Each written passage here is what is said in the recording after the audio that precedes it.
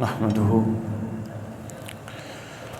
ونصلي ونسلم على سيدنا ومولانا محمد صلی اللہ علیہ وسلم رسوله النبی الامین المقین الحنین الکریم رؤوف رحیم اما بعد اعوذ باللہ من الشیطان الرجیم بسم اللہ الرحمن الرحیم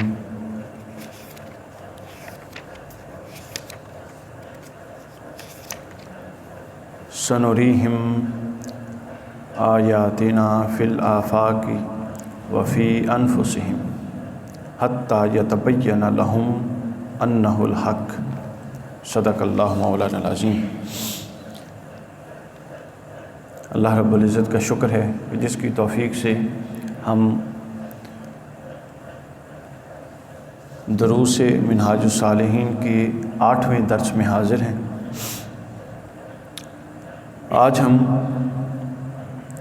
اس پوری کتاب کا جو سب سے اہم ترین، سب سے کلیدی اور سب سے منفرد جو باب ہے اور جو موضوع ہے اس پر کچھ گزارشات پیش کریں گے۔ اس کتاب کے تفردات میں سے یہ سب سے اہم ترین تفرد ہے جس پر آج ہم بات کریں گے، چونکہ عام طور پہ تصوف کی اور اصلاح احوال کی جتنی جو کتب ہمارے پاس ہیں اور دستیاب ہوتی ہیں، ان کتب میں یہ والا موضوع جو آج ہم زیر بحث لائیں گے یہ نہیں ملتا، اور شاید اس لیے نہیں ملتا کہ جو پرانی کتب ہیں اس وقت یہ تقاضا نہیں تھا یہ موضوع، اور جو نئی کتب ہیں تصوف پر لکھی جانے والی پچھلے 150-200 سال میں، ان میں یہ موضوع اس لیے نہیں آیا کہ اس طرف کسی کی توجہ نہیں گئی۔ پہلے ضرورت نہیں تھا، بعد میں ضرورت بن گیا، لیکن توجہ نہیں دی، اگنور ہوا، اور اس کے اگنور ہونے سے بہت سارے معاملات خراب ہوئے، تصوف کے حوالے سے، اولیاء کے حوالے سے، نوجوان کے فکر اور افکار کے حوالے سے۔ چونکہ تصوف عام طور پر عملیات کا درس ہے، لیکن آج کا جو درس ہے، جو ہماری گفتگو ہوگی، وہ تصوف کے باب میں فکریات کی اصلاح کا ایک پہلو ہوگا جس پر ہم بات کریں گے۔ وہ پہلو روحانیت اور مادیت سے متعلق ہے، اور روحانیت اور مادیت کے درمیان توازن یا عدم توازن یا کلی روحانیت یا کلی مادیت، ان اجزاء پر اور ان عناصر پر مشتمل ہوگا۔ اللہ رب العزت نے یہ کائنات ایک نظم کے تحت بنائی ہے، اور ایک نظم اور مربوط نظام کے تحت یہ کائنات چل رہی ہے، اس کا پہیہ چل رہا ہے۔ اور لطف کی بات یہ ہے کہ پوری کائنات، اس کا چھوٹے سے چھوٹا ذرہ، وہ چاہے ریت اور مٹی کا ذرہ ہو، اور بڑے سے بڑا کوئی بھی حصہ، بڑے سے بڑا کوئی بھی ذرہ یا کوئی عنصر یا کوئی چیز، چاہے وہ سورج ہو یا کوئی بڑے سے بڑا ستارہ اور سیارہ ہو، ہر شے ایک مربوط اور طے شدہ منظم نظام کے اندر چل رہی ہے، اور اس چال میں اس کا اپنا کوئی دخل نہیں ہے، وہ اللہ کی طرف سے طے شدہ چال ہے۔ سورج، چاند، ستارے، سیارے، ہر کوئی، زمین، آسمان، سب کچھ اپنے ایک منظم اس مربوط نظام کے تحت چل رہی ہیں۔ سورج کے اختیار نہیں ہے کہ وہ اگر چاہے کہ وہ آج طلوع نہ ہو، اور آج طلوع ہو گیا کل نہ ہو، تو نہیں، وہ پابند ہے کہ کل طلوع ہوگا۔ زمین کا اختیار نہیں ہے کہ جہاں پر اس میں صلاحیت دی ہوئی ہے کہ وہ اگلے، اناج اگلے، اور وہ اپنی مرضی سے یہ طے کر لے کہ میں نہیں اگلوں گی، نہیں۔ سورج کی یہ مجال نہیں کہ اس کے اندر حرارت کا حصہ رکھا گیا ہے کہ وہ حرارت دیتا ہے، اور اس کی صلاحیت یہ ہے، اور وہ یہ کر لے کہ میں حرارت نہیں دوں گا۔ ہر کوئی اپنے امر پر اور اپنے دائرہ کار میں متعین ہے، مجبور ہے، اور اس مربوط نظام کے تحت پابند ہے۔ سامعین کرام، جو سمجھنے کی بات ہے وہ بڑی غور طلب ہے کہ اس پوری کائنات میں ایک ایسی چیز ہے جو اس پوری کائنات کے اندر موجود بھی ہے، کسی نہ کسی طرح سے اس نظام کا حصہ بھی ہے، مگر وہ مجبور نہیں ہے کہ جو یہ نظام تقاضا کر رہا ہے وہ کرے، بلکہ وہ بااختیار ہے اپنی مرضی کرنے کا۔ یعنی اس پورے کائنات میں جہاں بڑے سے بڑی چیز سورج جیسا اتنا بڑا جزو کائنات وہ بھی مجبور ہے، لیکن دوسری طرف ایک ایسا وجود اللہ نے تخلیق کیا کہ جس کو مجبور نہیں بنایا۔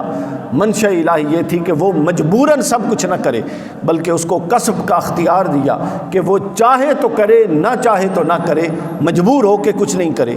وہ انسان تھا اس کائنات میں، یعنی پورے کے پورے نظم میں ہر ایک مجبور ہے، اس لیے کسی سے جواب طلبی نہیں ہے۔ سورج جواب دہی نہیں ہوگی قیامت کے دن کہ اللہ کی اطاعت کی یا نہیں کی، چاند سے نہیں ہوگی، زمین و آسمان سے نہیں ہوگی، ملائکہ سے کیوں نہیں ہوگی؟ اس لیے نہیں ہوگی کیونکہ ان کو نافرمانی کا ان کے اندر وہ جزو ہی نہیں رکھا گیا، حصہ ہی نہیں ہے کہ یہ نافرمانی کریں، چونکہ یہ اختیار ہی نہیں تھا ان کے پاس کرنے یا نہ کرنے کا، بس جو حکم ہوا کرنا ہے وہ یہ کر رہے ہیں اور کرتے رہیں گے۔ انسان جواب دے اس لیے ہے کہ وہ مجبور نہیں کیا گیا، اس کو عقل دی گئی، اس کو شعور دیا گیا تاکہ وہ عقل اور شعور کے ذریعے جو چاہتا ہے وہ کرے اور جو نہیں چاہتا وہ نہ کرے۔ شعور دے دیا گیا، کامل عقل اور کامل شعور دے دیا گیا۔ یعنی اللہ یہ چاہتا تھا کہ اس سے جبراً کچھ نہ منوایا جائے، بلکہ اس کو بات سمجھائی جائے اور سمجھا کے پھر اس کو کہا جائے کہ اب اگر سمجھ گیا ہے تو عمل کرے اور نہیں سمجھا تو نہ کرے۔ یہ اس پوری کائنات کا نظم تھا۔ اس کا قرآن میں کئی جگہ پہ ذکر ہے، وَهَدَيْنَاهُ النَّجْدَيْنِ، ہم نے انسان کو دو راہیں بتا دی، فَأَلْهَمَهَا فُجُورَهَا وَتَقْوَاهَا قَدْ أَفْلَحَ مَنْ زَكَّاهَا وَقَدْ خَابَ مَنْ دَسَّاهَا۔ یعنی بے شمار مقامات پر ریپیٹڈلی یہ موضوع آیا کہ انسان وہ واحد مخلوق ہے کہ جس کو اللہ نے مجبور محض نہیں بنایا، بلکہ اس پر دونوں راہیں کشادہ کر دیں، دونوں راہیں کھول دیں۔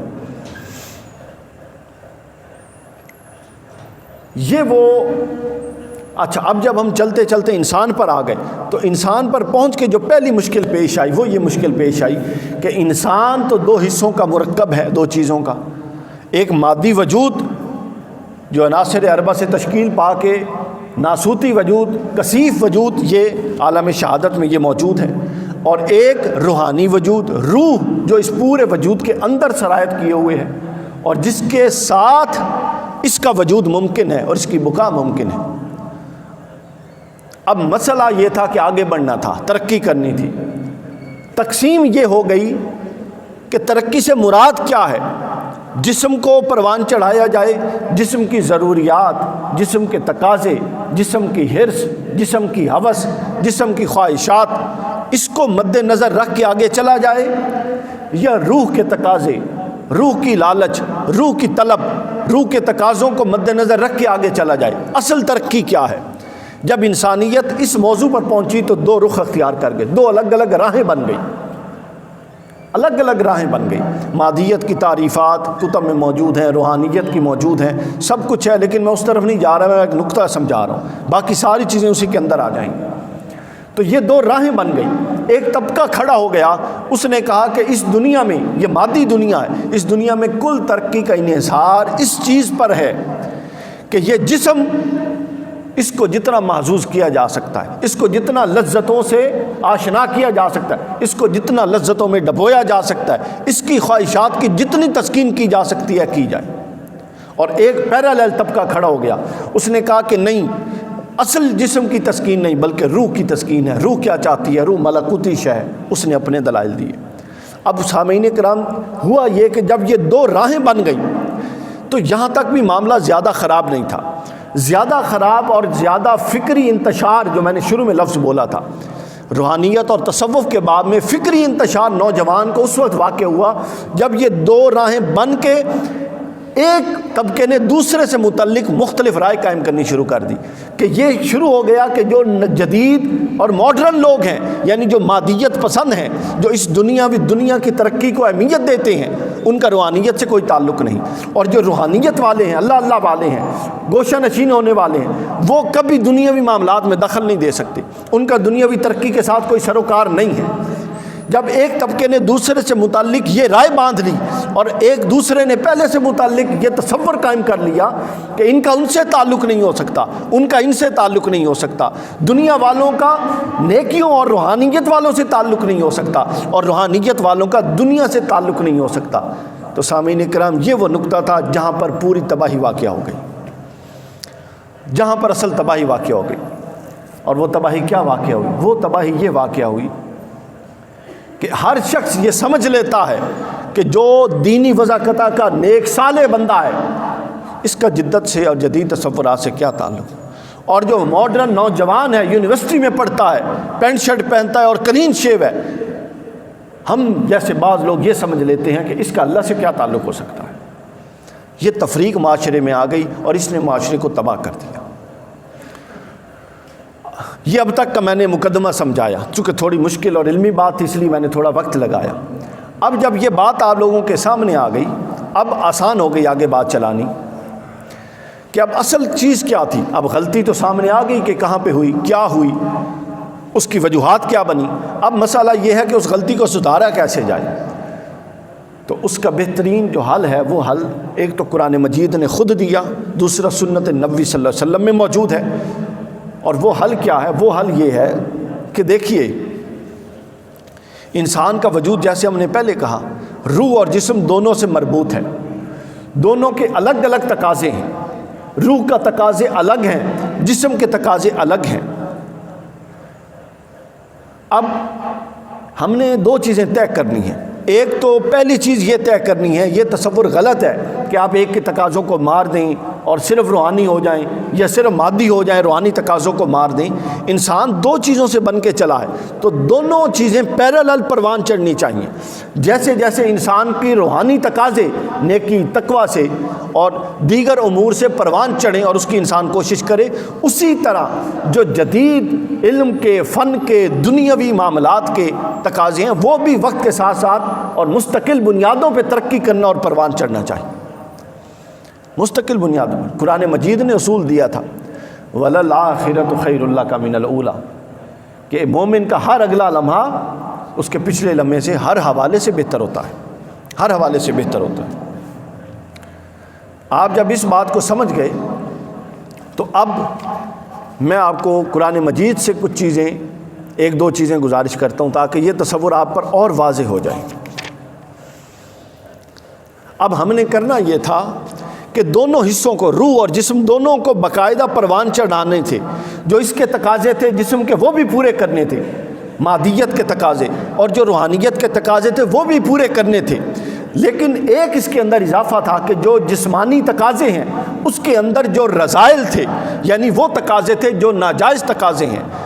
تقاضے بھی ضروری نہیں کہ سارے جائز ہوں۔ روح چونکہ اللہ کی طرف سے آئی ہے، وَنَفَخْتُ فِيهِ مِن رُوحِي، اللہ فرماتا ہے میں نے اپنی روح تم میں پھونکی، تو روح کا تعلق چونکہ اوپر سے ہے لہذا روح کا کوئی تقاضا غلط ہو نہیں سکتا، اور جسم کا تعلق چونکہ مٹی سے تشکیل پائی ہے تو جسم کے تقاضوں میں غلطیاں اور رذائل پائے جاتے ہیں۔ تو ترقی دونوں کو دینی تھی، جسمانی تقاضوں کو بھی اور روحانی تقاضوں کو بھی، مگر کرنا کیا تھا کہ جسمانی تقاضوں کے اندر جو رذائل کا باب ہے، جو نہ کرنے کا باب ہے، جو ناسوتی عوامل کا باب ہے، جھوٹ کا، غیبت کا، حرص کا، لالچ کا، ناجائز شہوت رانی کا، یہ ابواب قابو کرنے تھے، ضبط کرنا تھا، اور اس کو ضبط کر کے روحانی چیزوں کو ترقی دینی تھی، اور دوسری طرف روح کے تقاضوں کو مستقل بنیادوں پر ترقی دینی تھی، اور دونوں چیزوں کو پیرالل چلانا تھا۔ اللہ رب العزت نے اس حوالے سے ہماری رہنمائی فرمائی۔ سورہ القصص 28ویں سورت آیت نمبر 77۔ اب دیکھیے یہ کتنا حساس موضوع ہے اور کتنا حساس فکری موضوع ہے، روحانیت و مادیت اور ان میں امتزاج اور ان کے درمیان توازن کے باب میں یہ کتنا اہم موضوع ہے۔ قرآن نے اس کو ایڈریس کیا۔ قرآن مجید نے فرمایا بسم اللہ الرحمن الرحیم وَابْتَغِ فِيمَا آتَاكَ اللَّهُ الدَّارُ الْآخِرَةَ، اے بندے تو اس دولت میں سے جو اللہ نے تجھے دے رکھی ہے آخرت کا گھر طلب کر، یعنی زندگی، صحت، اہلیت، جو کچھ ہے اس کے ذریعے کوشش کر کے کیا کر، آخرت کا گھر طلب کر۔ یہ کیا حصہ ہو گیا روحانی پرواز کا، روحانی عروج کا، کہ روحانی ترقی کے لیے مسلسل کوشش کر۔